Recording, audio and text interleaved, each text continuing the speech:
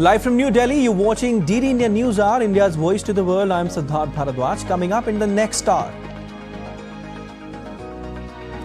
US President Biden urges Egypt, Qatar to press Hamas on hostage deal ahead of fresh round of talks in Cairo. The UN Human Rights Council adopts 5 resolutions, including one calling for an immediate ceasefire in Gaza.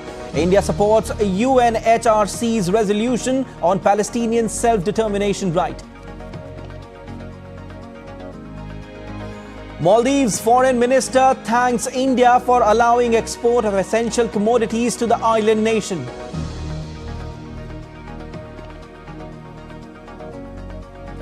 Campaigning in full swing for India's general elections. India's PM Modi to hold public rallies in northern Indian state of Rajasthan and Uttar Pradesh. And in cricket, Sunrisers Hyderabad beat defending champions Chennai Super Kings by 6 wickets.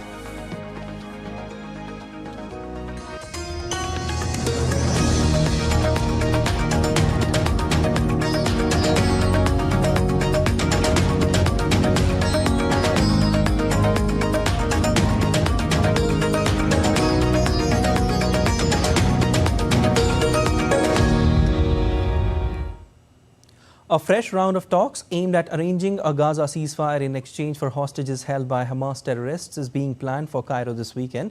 The US President Joe Biden wrote letters to Egyptian President Abdel Fattah al-Sisi and the Emir of Qatar, Sheikh Tamim bin Hamad Al Thani, on the stage of the hostage talks, and he urged them to secure commitments from Hamas to agree by and abide by a deal.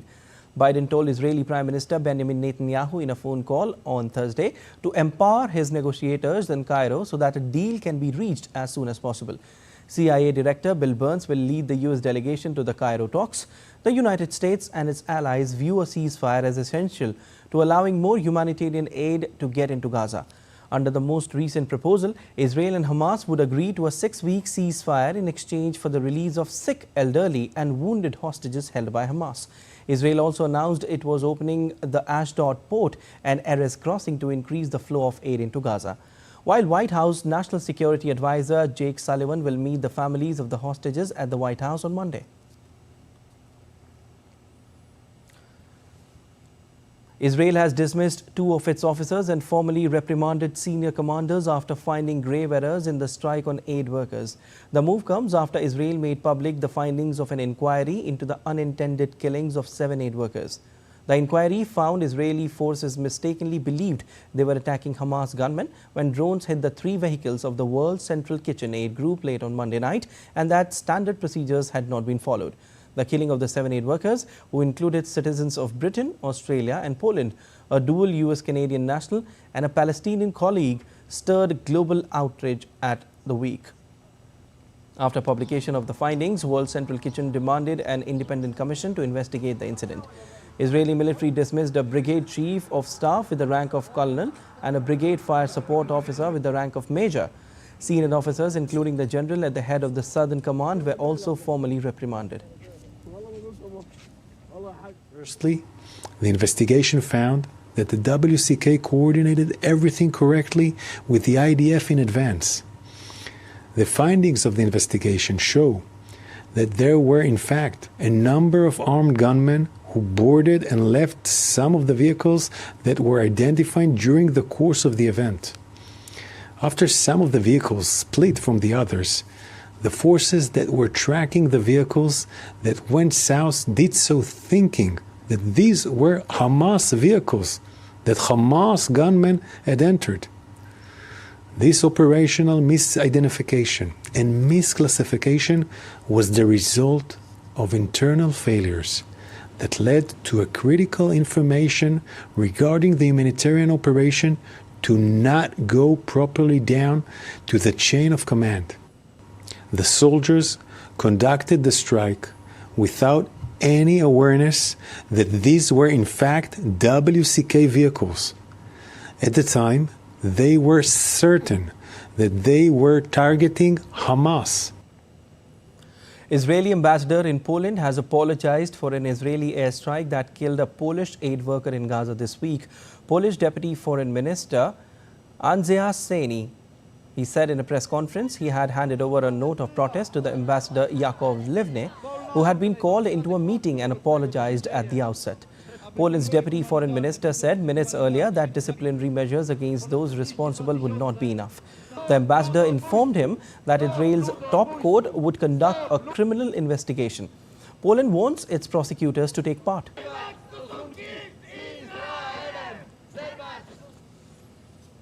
As the Israel-Hamas conflict nears its 6-month mark, United Nations Chief Antonio Guterres on Friday reiterated his call for an immediate humanitarian ceasefire in the conflict, unconditional release of hostages while protecting civilians and allowing free aid delivery to Gaza.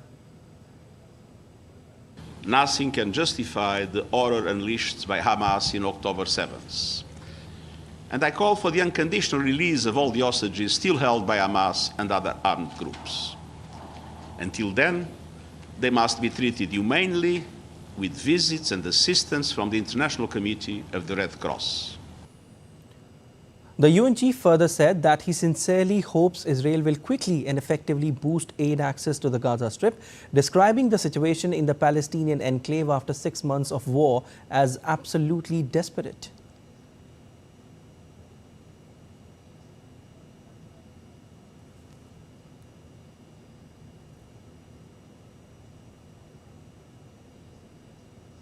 Following this week's appalling killing of 7 humanitarian workers from World Central Kitchen, the Israeli government has acknowledged mistakes and announced some disciplinary measures. But the essential problem is not who made the mistakes.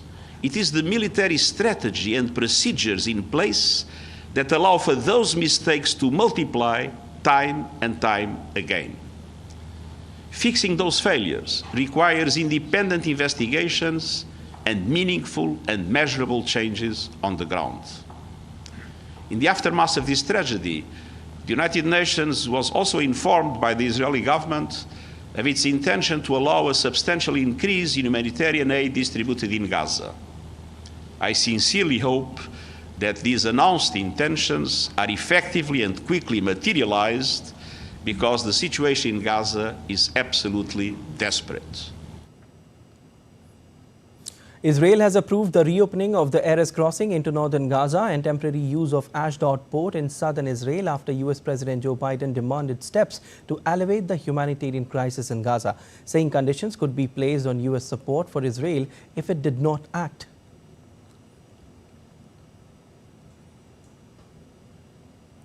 Now, the World Central Kitchen Aid Organization has called for an independent investigation into the killing of 7 of its workers by Israeli drone strikes in Gaza. The request comes after the Israel Defense Forces said grave mistakes led to the fatal targeting of staff from charity World Central Kitchen. An Israeli military inquiry led to 2 senior officers being dismissed and reprimanded 3 others for their involvement in drone strikes in Gaza that resulted in the deaths of 7 aid workers. However, the CEO of the aid group said the Israeli military cannot credibly investigate its own failure in Gaza. In a statement, he said, the IDF's apologies for the deaths of our colleagues offer little comfort. It fails to bring comfort to the families of the victims and the community of the WCK.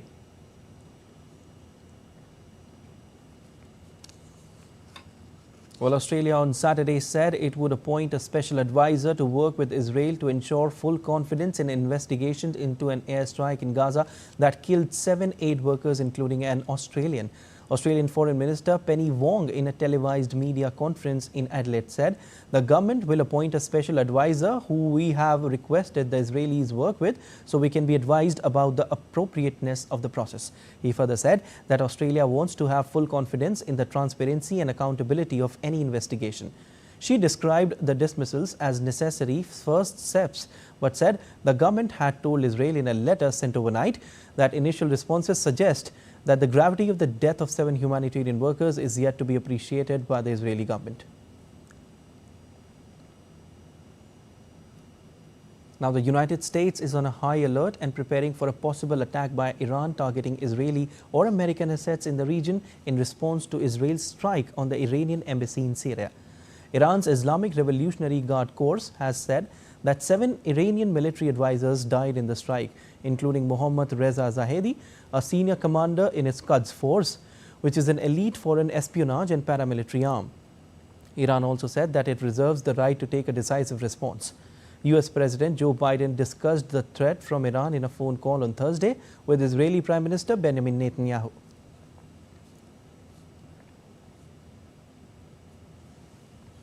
India on Friday voted in favor of a draft resolution in the UN Human Rights Council that reaffirmed the right of the Palestinian people to self-determination, including the right to their independent state of Palestine.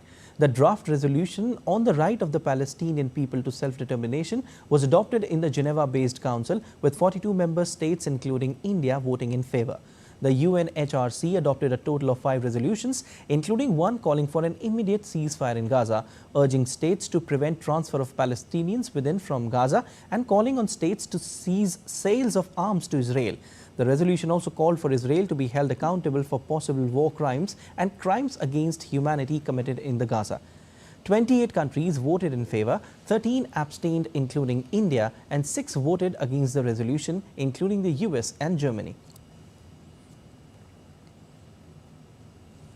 While in the latest from the Russia-Ukraine conflict, a Russian strike on Ukraine's Kharkiv on Saturday killed 2 people and injured at least 7. A high-rise apartment building was damaged and a shop was ablaze in the fresh attacks.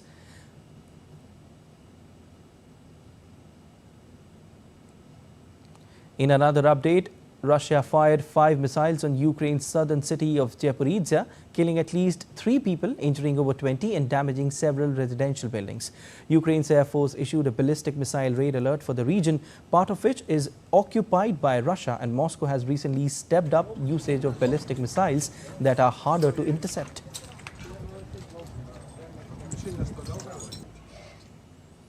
According to a Kyiv intelligence source, Ukraine has launched an attack on Russia's Morozovsk military air base in the Rostov region, destroying 6 Russian warplanes in a joint operation carried out by the SBU security service and military on Friday.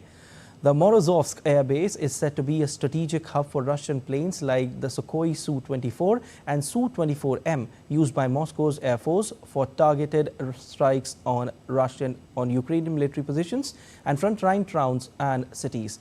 A Russian news agency earlier said Russian air defenses had shot down 53 Ukrainian drones overnight, most of them over the Rostov region. The recent attacks come as Ukraine has ramped up its drone attack on Russian targets in recent weeks, focusing on oil refineries in an attempt to reduce Russia's oil revenue.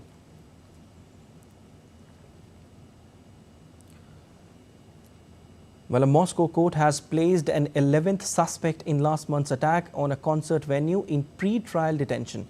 The court accused Mohammad Zoed Sharibzoda, a native of the Republic of Tajikistan, of committing a terrorist act.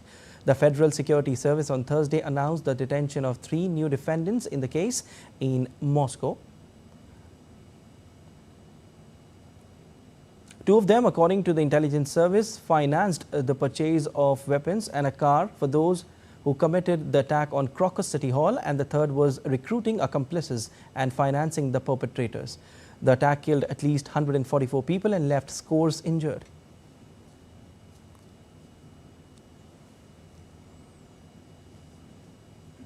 And still to come on DD India News Hour. A 4.8 magnitude earthquake hits near New York City, shaking buildings up and down the East Coast.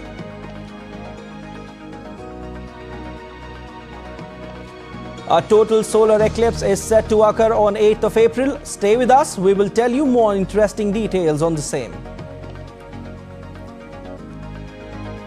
Winter storm conditions in California forces closure of state's iconic Highway 1 near Big Sur.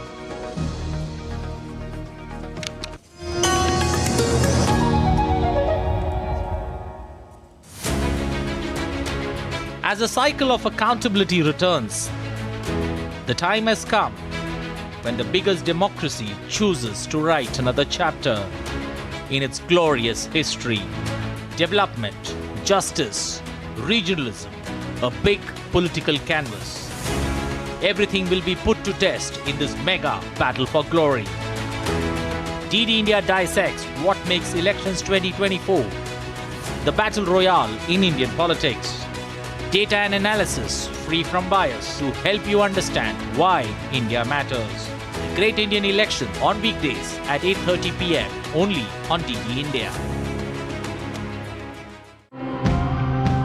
71% of our planet is just water, and a majority of this is in our ocean. So let's dive into this today and try to understand the importance of oceans, the threats that they face, and the conservation efforts being made. Start the Adopt a Coral program, and it's a 1-year adoption period. Transplantation process basically involves our fabricating. It's just a frame of the table.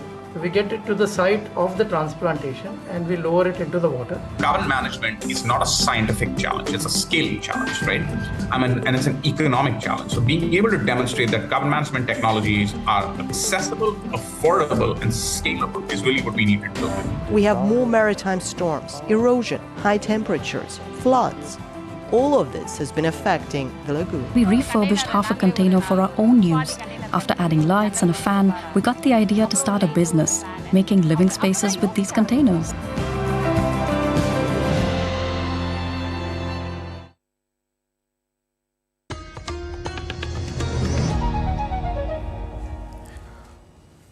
You're watching DD India News Hour. I'm Siddharth Bharadwaj. And the US Treasury Secretary Janet Yellen said on Friday that concerns are growing over the global economic fallout from China's excess manufacturing capacity. Treasury Secretary arrived in China on Thursday for 5 days of meetings as the world's two largest economies still appear to be hashing out the rules on how to compete against each other. Yellen told Chinese Vice Premier Khalifa on Friday that US seeks a healthy economic relationship with China, but based on a level playing field for firms and workers.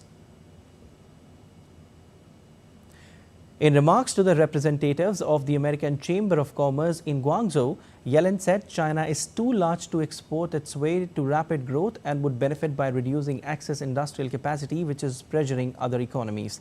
While Chinese state media have pushed back against Yellen's excess capacity message, saying it was an example of a double standard. As I have said, the United States seeks a healthy economic relationship with China that benefits both sides. But a healthy relationship must provide a level playing field for firms and workers in both countries. Peru's President Dina Boluarte slammed a scandal over her use of luxury watches and pricey designer jewelry on Friday, saying the items were loaned to her. In comments from the National Palace after her closed-door testimony, Boluarte said that all the watches except one were lent to her by a friend who she had hoped they would reflect well on the country if she wore them. The Peruvian president faced questioning by prosecutors for nearly 5 hours earlier on Friday, focusing on allegations of illicit enrichment over how she obtained several Rolex watches and other jewelry that seemed at odds with her modest public salary.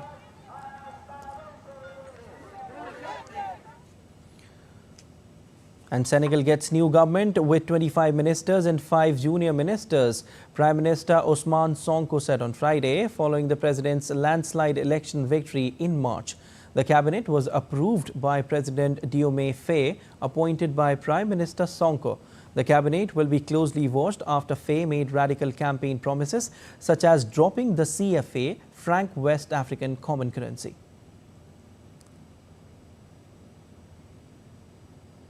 US President Joe Biden has vowed to rebuild the Francis Scott Key Bridge in the city of Baltimore after it collapsed last week. During a visit to Baltimore on Friday, President Biden observed the crash site, spoke with local officials, and also met the families of the deceased. We're going to keep working hard to recover each of them. And you know, my vow is that we will not rest, as Carlos said, until the cement has dried and the entirety of a new bridge. So I've directed the Coast Guard, the Navy, and the Army Corps of Engineers, who are, by the way, the finest engineers in the world, and the state officials to work together to help remove this steel as quickly as possible and as safely as possible. Well, a cargo boat lost power and hit the structure, bringing it down and killing 6 construction workers on 26th of March. The unnamed 21-man crew, all but one of whom are Indian citizens, survived. They remain stranded on the ship.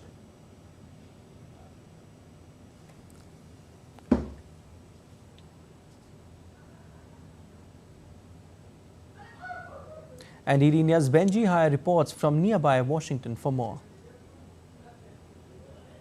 Touring the wreckage, President Joe Biden says he's ordered his administration to move heaven and earth to rebuild the major crossing, paying homage to those who died. That rebuilding effort, though, cannot happen until the debris is cleared, a process that may take many, many weeks. The vessel is still lodged in the tangled metal, its crew still on board, and it's blocking a vital shipping route in and out of the port, one of the busiest in America. Now, the US Army's plan is to fully reopen the port of Baltimore by the end of May. The Department of Transportation's already released $60 million in emergency aid in the immediate wake of the disaster. That's what the White House refers to as a down payment for initial costs. A full restoration, though, will require much, much more. But here, already in the capital, there's a war of words underway. In a letter to Congress, the administration says that the federal government should pay for reconstructing the bridge. Yet the House Freedom Caucus, that's a group of hardline Republican lawmakers, they say they won't support that funding unless Joe Biden agrees to a number of concessions that they've laid out. The House of Representatives and the Senate both reconvene next week. Back in Baltimore, the president used his short address to put pressure on Congress. That's a message that he hopes will be heard 70 kilometers south in the capital. Benji Haya in Washington, reporting for DD India. And a 4.8 magnitude earthquake hit near New York City on Friday morning, local time, shaking buildings up and down the East Coast and surprising residents in an area that rarely experiences notable seismic activity. According to the U.S. Geological Survey, the quake's epicenter was in Tewksbury in central New Jersey, about 40 miles west of New York City, New Jersey. There was a small but noticeable aftershock, which had a magnitude of 4.0. U.S. President Joe Biden spoke with New Jersey Governor Phil Murphy about the earthquake, and the administration will provide assistance if needed, the White House said in a statement. No major damage was reported, but engineering teams were inspecting roads and bridges. At this point, we do not have any reports of major impacts to our infrastructure or injuries. But of course, we're still assessing the situation and we'll continue to update the public. We're in touch with the White House, the governor's office, and local elected officials. And I encourage New Yorkers to check on their loved ones to make sure that they are fine, not only from the infrastructure damage, but this could be a traumatic moment for individuals going through an earthquake. And if you feel an aftershock, drop to the floor, cover your head and neck, and take cover under a solid piece of furniture next to an interior wall or in a doorway. People in New York City said they felt a rumbling and shaking.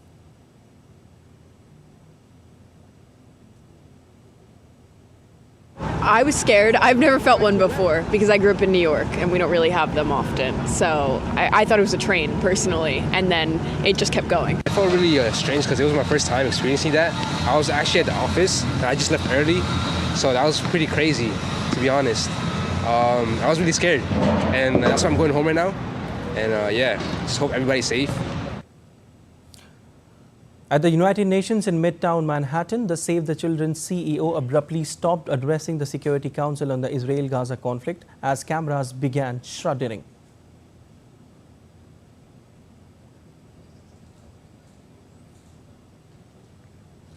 Update now on Taiwan earthquake. Evacuees in Hualien County said they were scared to go home after a deadly 7.3 magnitude earthquake struck Taiwan, collapsing buildings and rendering many residences unsafe to live in, with aftershocks continuing to rattle the island's eastern region. The Hualien County government said on Saturday that 201 buildings were damaged by the tremor and 150 people were having to stay at shelters. Earlier, 2 bodies were found on Friday in the mountains of Hualien County, putting the number of missing at 13. 3 of them were foreigners of Australian and Canadian nationality.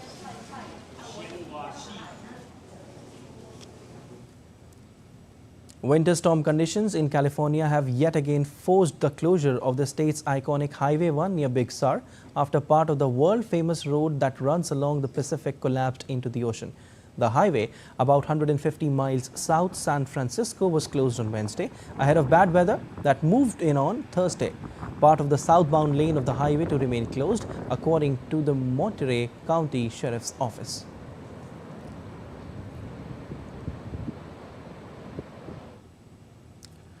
Well, the first weekend of April promises summer weather in Germany, with temperatures reaching 30 degrees Celsius in some parts of the country. It's quite early in the year to have such high temperatures, especially in the south.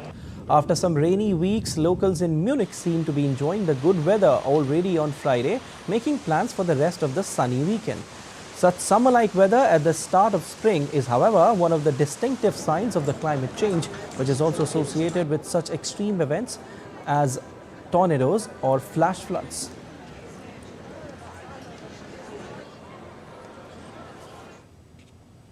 And thousands of people are being evacuated in the Russian Urals mountain city of Orsk after a dam burst on Friday. In a statement, local emergency services said that they were working to evacuate residents and shore up the dam in Orsk, which is around 1,800 kilometers east of Moscow. Officials said 10,000 residents and up to 4,000 houses in the region could be inundated. Russian media reported that 6 evacuation points have been set by local authorities for residents. A state of emergency has been declared in the Orenburg region. The region, which includes Orsk and other Urals provinces and parts of neighboring Kazakhstan, has been hit by widespread flooding in recent days.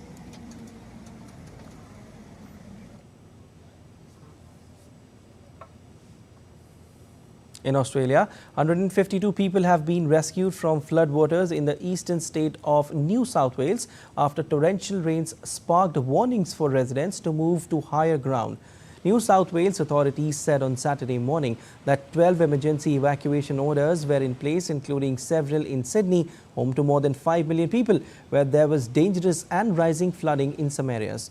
Some major roads in Sydney and the Illawarra have also been closed due to flooding. Torrential rains plummeled Australia's southeast on Friday, dumping almost a month's worth of rainfall on Sydney and prompting warnings from people to avoid non-essential travel and stay indoors.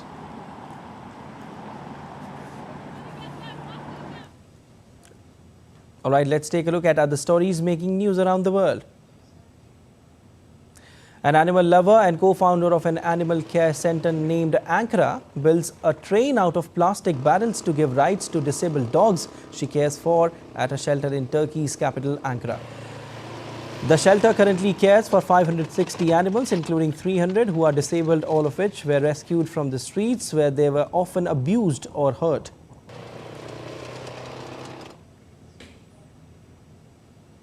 A total solar eclipse is set to occur on 8th of April. The moon will block out the sun for millions of people in Mexico, United States and Canada. So many changes will occur during the solar eclipse. This will be a total solar eclipse and would be a memorable event as it's going to occur after 54 years. An 111-year-old man from England is now the world's oldest living man, as confirmed by the Guinness Book of World Record on Friday. The world's oldest living man said his longevity is just luck and there was no special secret to his diet. His favorite food was fish and chips every Friday.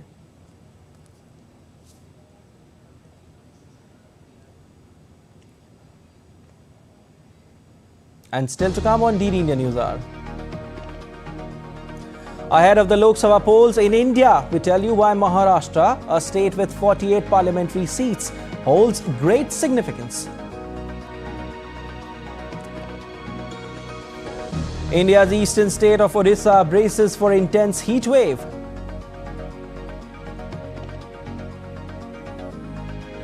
The Galo tribal community of India's northeastern state, Arunachal Pradesh, celebrates the Mopin festival.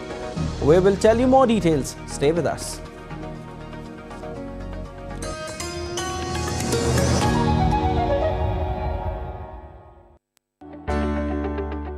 Why is everybody ready to quit the Congress party, and most particularly those who are associated with its media department? When we felt that the Congress party did not stand up on issues that were important for this nation. A spokesperson cannot defend what is indefensible. They do that very heavy cost of their own conscience.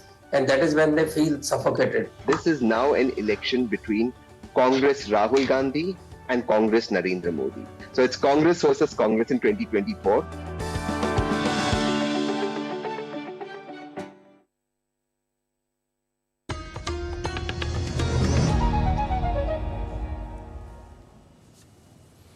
You're watching TDN News Hour. I'm Siddharth Bharadwaj.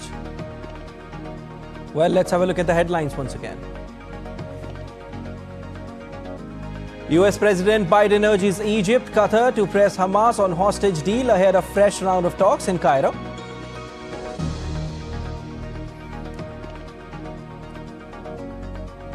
The UN Human Rights Council adopts 5 resolutions, including one calling for an immediate ceasefire in Gaza. India supports UNHRC's resolution on Palestinians' self-determination right. Maldives Foreign Minister thanks India for allowing export of essential commodities to the island nation.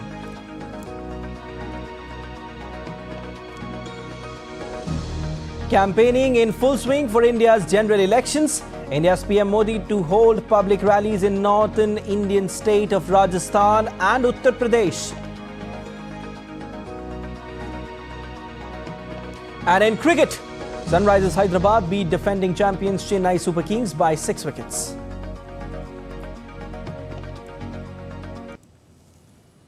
Maldives Foreign Minister Musa Zamir sincerely thanked India on Saturday for allowing the export of essential goods to the island nation despite the downturn in relations amid rising Chinese influence in Myanmar. In a post on social media platform X, the Maldivian Foreign Minister wrote, "I sincerely thank EAM Dr. S. Jaishankar and the Government of India for the renewal of the quota to enable Maldives to import essential commodities from India during the years 2024 and 25. He added that it signifies the long-standing friendship between the two nations. India has allowed for the export of certain quantities of essential commodities for 2024-25 under a unique bilateral mechanism at the request of Maldives government. The High Commission of India in the Maldives posted on X stating that the quotas for each of these items have been revised upwards. India has approved the highest quantities of essential commodities for export to the Maldives since the arrangement began in 1981. The Indian Coast Guard on Friday evacuated a Sri Lankan fisherman who developed a life-threatening heart condition after his boat drifted to Indian waters due to engine failure. The ICG immediately launched its ship, ICGS Rani Abaka, towards the boat and he was evacuated within a few hours. The patient was given basic medical treatment on the ship and an advanced light helicopter was launched by ICG from the squadron based in Chennai.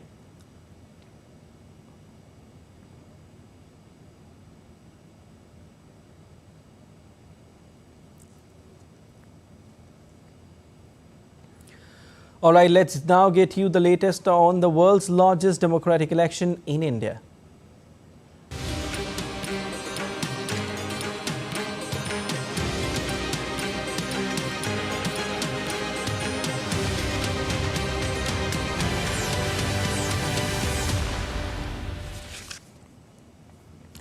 In the 2019 elections, the voter turnout of 11 states and UTs less than the national average of 67.4%. 266 constituencies with low voter turnout identified. EC orders action plans to increase participation. Antara Sinha has the details.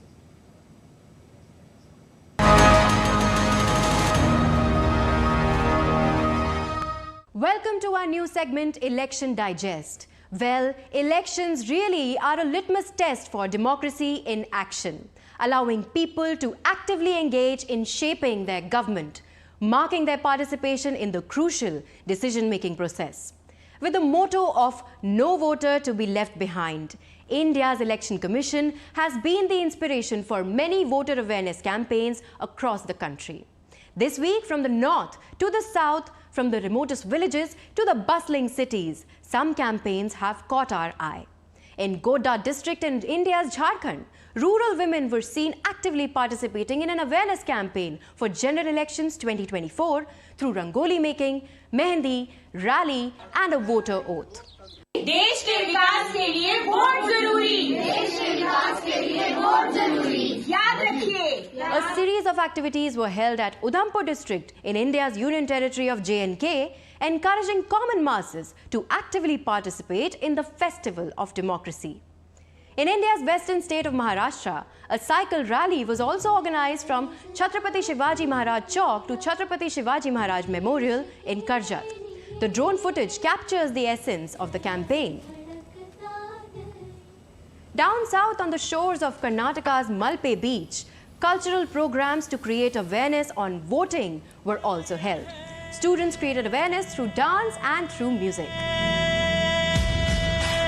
Well, that is all from my side. Over to you. Campaigning is picking up momentum ahead of general elections. India's Prime Minister Narendra Modi will hold public meetings in the states of Uttar Pradesh and Rajasthan today. Prime Minister Modi will be campaigning at Pushkar in Ajmer, Rajasthan today. Pushkar has a special significance for the Hindu community as it has the only temple dedicated to Lord Brahma. In the Hindu religion, Brahma is the god of creation. This would be the third public appearance of Prime Minister Modi in the state of Rajasthan. Ajmer has always been a pocket bureau for the BJP. Party has reposed Faith Bhagirath Chaudhary, the sitting member of the parliament from the constituency. Later in the day, Prime Minister Modi will also hold a roadshow in Uttar Pradesh's Ghaziabad.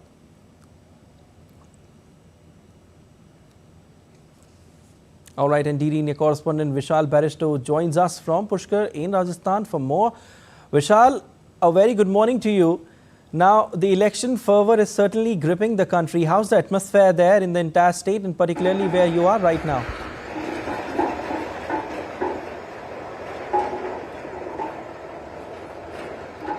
Well, a very good morning to you, Siddharth. Right now, I am in Pushkar, which is known as a tourist destination all across the world. And it has the only Brahma temple in the world. So it is the sacred place, a place of pilgrim for the Hindus across the country and also across the globe.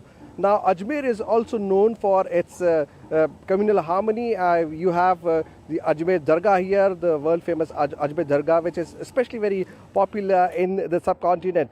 Prime Minister would be having his third public appearance here in Rajasthan. Yesterday he was in Churu, but today he is in Pushkar at Pushkar Mela ground. He would be holding a public rally later in the day. BJP did very well in the last elections, winning 24 out of 25 seats. One seat went to the Rashtriya Loktantrik Party from Nagaur. But this time BJP is eyeing all 25 seats, having won the assembly elections last year. So BJP is very, very confident, and the way the campaigning is going on looks quite comfortable for BJP here. But it's election time and we have to take care of all the 25 seats. Sonia Gandhi is also in Jaipur today. So Congress starting its campaign. So it's a direct fight between Congress and BJP as far as Rajasthan is concerned. Siddharth?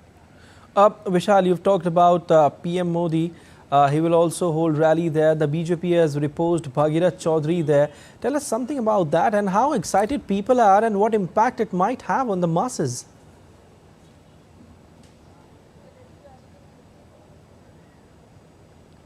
Well, as far as the excitement of the people go, let me tell you that this election, like the assembly elections of Rajasthan, is being contested by BJP on the face of the Prime Minister. And Prime Minister is the only face that is visible all across the state as far as BJP is concerned, because BJP won the election on the face value of Prime Minister. So it looks quite confident, and it is already talking about the double engine government here.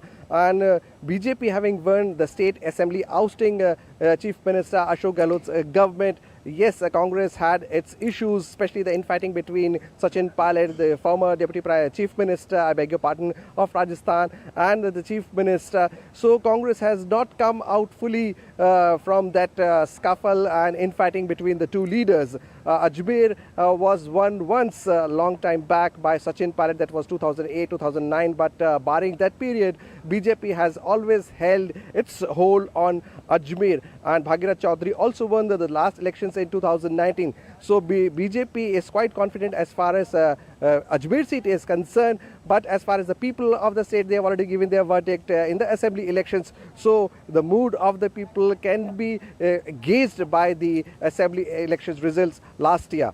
Siddharth? All right, we leave it there. Thank you so much, Vishal, for joining in and for your analysis.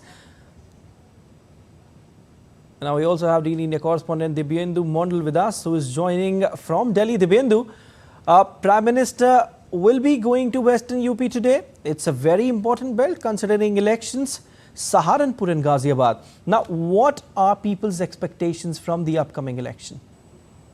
Well, good morning, Siddharth. The Western Uttar Pradesh is a very important segment of the entire Uttar Pradesh region for the BJP, because the BJP is trying to gain maximum number of seats from the Western Uttar Pradesh belt, which goes to polls in the first two phases of the elections. So, of course, the Prime Minister's rally both in Saharanpur and in Ghaziabad this time around is crucial and important for the BJP, because the BJP, as I said, is eyeing to get all the seats from the Western Uttar Pradesh belt. Remember, the BJP this time around changed the candidate from the Ghaziabad seat. The erstwhile MP, which is in fact the outgoing MP, General Retired VK Singh, has been replaced by the BJP and a new candidate has been put up. So, of course, this was done to arrest the anti-incumbency perhaps in that particular area. But having said this, the key issues of Western Uttar Pradesh is, of course, the sugarcane, as well as the Jat community. But to address both these issues, the government has, in fact, the BJP has stitched an alliance with the regional party, the Rashtriya Lok Dal of Jayant Chaudhary, and who is also the son of Chaudhary Charan Singh, who, if you remember, was just nominated, in fact, given the Bharat Ratna award by the government. So, of course, these important factors, both the BJP is trying to address to woo the Jat community, who has a great influence in the Western Uttar Pradesh region.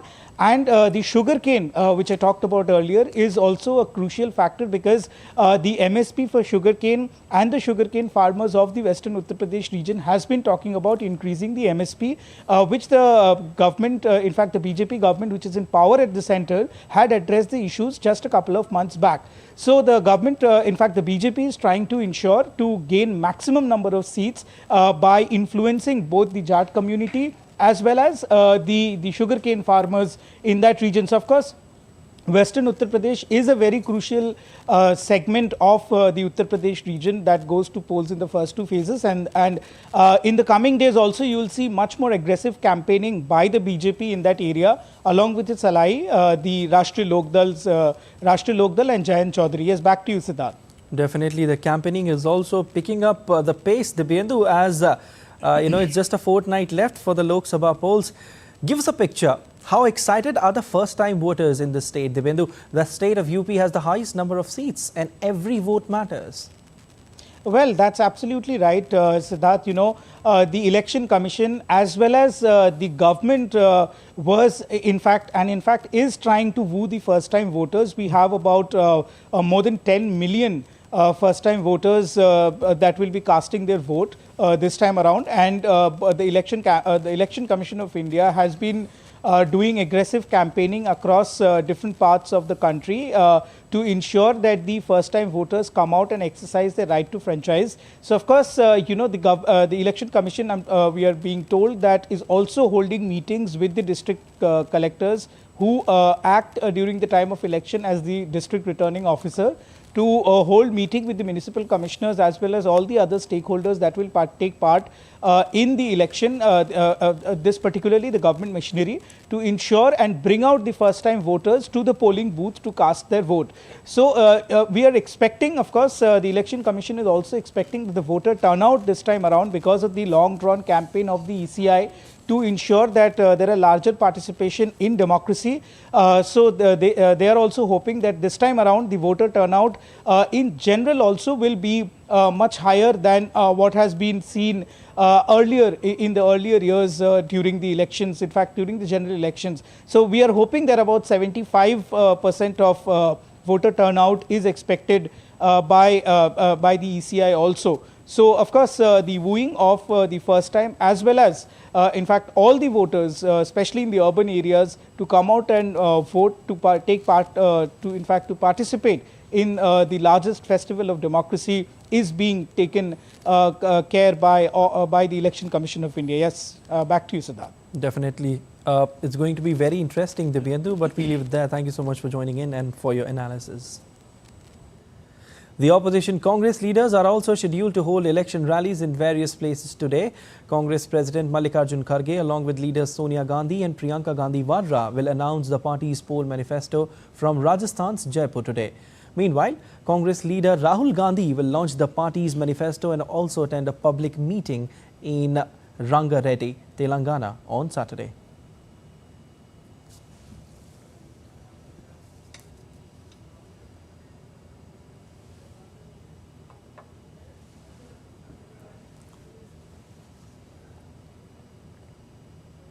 Maharashtra, the western state of India, sends 48 MPs to parliament and is the second highest after UP. The realignment of regional satraps and the political bloc for the 2024 elections makes one wonder if it would be better to call it Maha Chaos for the voters. The financial and entertainment capital of India will go to polls in 5 phases from April 19th to May 20th. The fortunes of the national parties and regional parties merge makes Maharashtra a cracker of an election. DD India dissects why Maharashtra matters in the great Indian elections in 2024.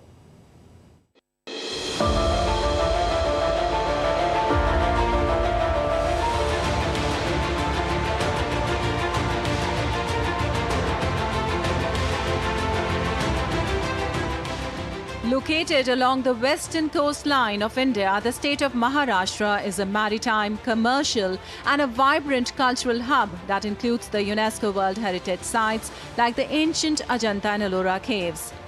Spread over an area of over 300,000 square kilometers, the state, which is blessed with a 720-kilometer coastline, caters to most of India's maritime trade activities.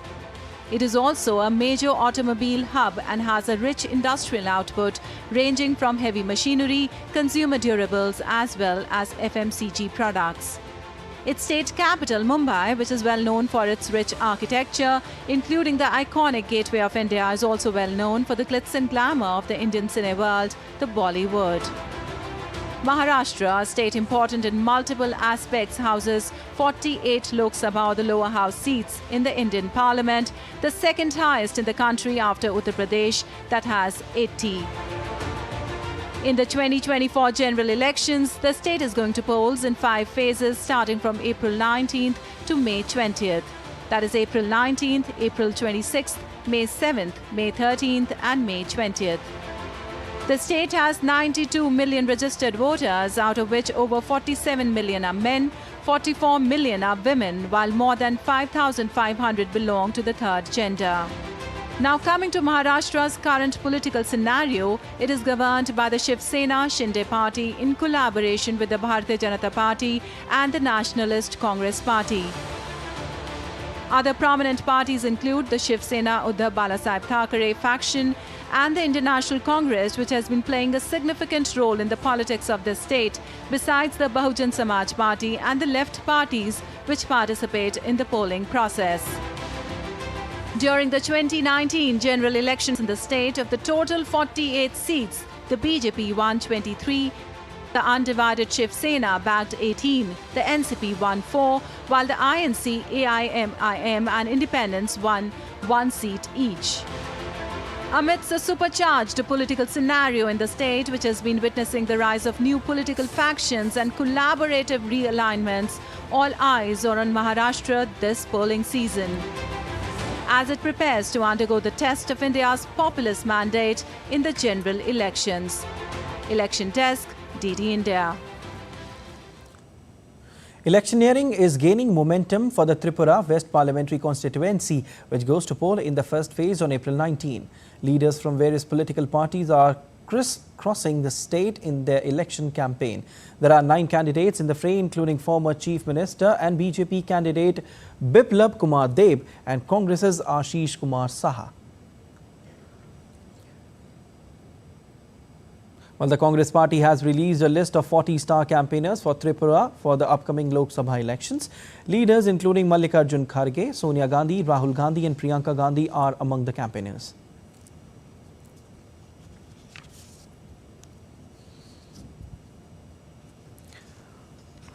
All right, to know more on the latest updates, we are now joined by our correspondent Kunal Shinde from Agartala, the capital of Tripura. Kunal, a very good morning to you. Tell us how's the election campaign going on for Tripura West seat, and how many candidates are there in the fray, and how's the atmosphere altogether? Yeah, the electioneering is gearing up, certainly, since last few days. As we know that hardly 9 to 10 days are left for the first phase election in Tripura for Tripura West constituency, that is on April 19th. But to mention over here is that some big star campaigners are still, like people in Tripura are still keenly waiting for the star campaigners to visit Tripura and do the canvassing for their party candidates. There are 9 candidates in the fray, as we know. Prominent among them is Biplab Kumar Deb. He is the former Chief Minister of Tripura, and Ashish Kumar Shah. He is the veteran Congress leader. Ashish Kumar Shah had also contested against in the assembly elections that took place last year in February 2023. But he was defeated by his nearest rival from the BJP, that is the current Chief Minister, Dr. Manik Saha. Biplab Kumar Deb has been fielded by BJP for the first time over here. In last 2019 elections, BJP had fielded Pratima Bhaumik. She had won with quite a huge margin of 3 lakh votes. Kunal, how's the overall atmosphere in the state, yeah. Kunal? How's the overall expectation in this, atmosphere in the state? Yeah, that's what are people expecting out of this year's election? Yeah, there is a mixed response from the people as well. People are expecting obviously a development which has gained momentum since last 5 years when the BJP came to power over here, and in state also BJP is there since last. This is the second term. So. People are certainly looking for development projects, and because it's as we know, Tripura is the remotest is in the remotest corner of the country, and it is certainly people want development over here in this part of the region. Agartala per se has received a lot of developmental projects. All right. Even if you go in hinterlands in Tripura, okay, lot of developmental activities have taken place over here. To mention the Agartala airport, Indeed. the road connectivity has improved quite massively over here. Yes. A lot of development has taken place there where you are right now. But as of now, we leave it there. Thank you so much, Kunal, for joining in and for your analysis. India's largest political party, BJP, is celebrating its 44th Foundation Day on Saturday. The party was founded on 6th of April 1980 and has emerged as the largest political party in the world. In a series of tweets, Prime Minister and senior leader of BJP, Narendra Modi, extended greeting to his fellow party workers. He said, BJP is India's preferred party, which has always served with the motto of nation first. He said, BJP has made a mark for its development-oriented outlook, good governance and commitment to nationalistic values. And the youth of India see a party as one which can fulfill their aspirations and provide leadership to India in the 21st century. PM Modi also said, in today's India, emphasis is on clean and transparent governance, which ensures the fruits of development reach the poor without any discrimination. BJP is part of National Democratic Alliance, NDA. Prime Minister said NDA manifests a perfect harmony between national progress and regional aspirations. India's Home Minister Amit Shah also extended his greeting on Foundation Day to his party workers.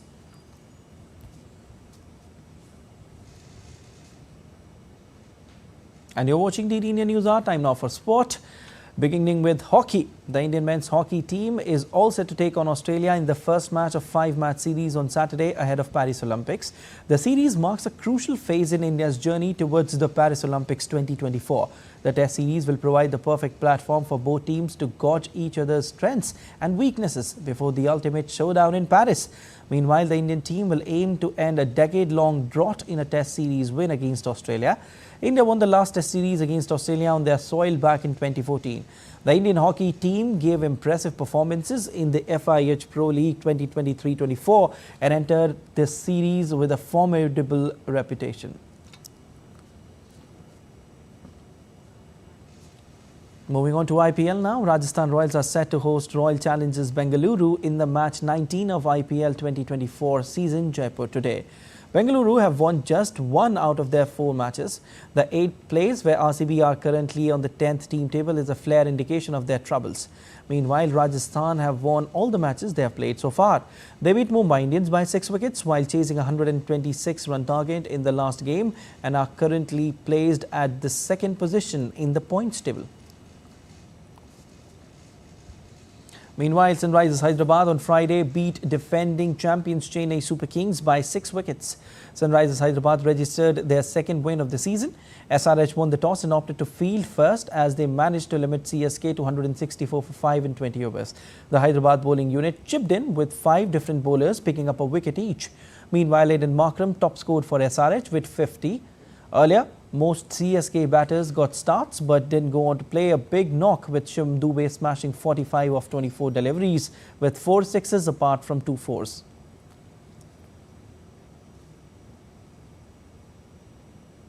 And people are flocking to a flower park in Chiba Prefecture east of Tokyo, feasting their eyes on tens of thousands of tulips in a full bloom.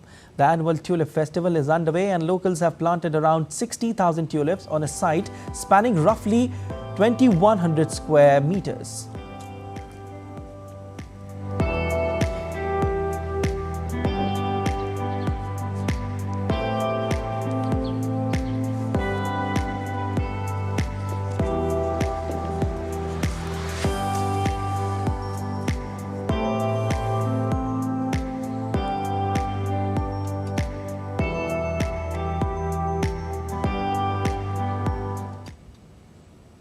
And that's all for this edition of DD India News Hour. But let us know your thoughts on the news of the day. You can connect with us on Facebook, X formerly known as Twitter, and Instagram. We'll be back with more news as it breaks here on DD India. I'm Siddharth Bharadwaj from all of us here in Delhi. Thanks for watching DD India News Hour.